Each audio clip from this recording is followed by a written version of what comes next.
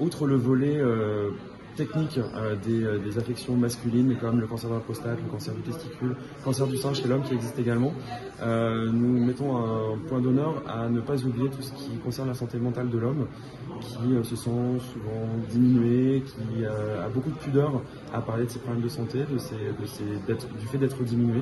Et pour nous, c'est très important que cet aspect ne soit pas oublié.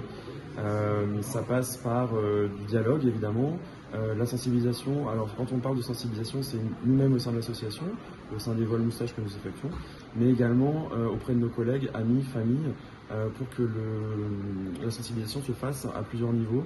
Et chaque femme a dans son entourage des hommes, que ce soit famille, collègues, amis, et donc ça permet que le message puisse être diffusé dans un spectre beaucoup plus large. Le taux de suicide chez l'homme est 3 fois supérieur au taux de suicide chez la femme. C'est vrai en France, mais c'est vrai aussi en Europe et c'est vrai également dans le monde. Alors chaque cancer a ses facteurs propres. Donc en ce qui concerne le cancer de la prostate, il y a l'âge, les antécédents familiaux, les facteurs génétiques, les facteurs environnementaux comme l'exposition aux pesticides. Ce qui concerne le cancer du testicule, les facteurs ne sont pas très bien connus, mais il y en a quand même quelques-uns, comme la non-migration du testicule dans l'enfance, ce qu'on appelle la culture orchidie. Et les cancers de la verge, il y a pas mal de facteurs de risque plutôt liés à des virus, comme le papillomavirus.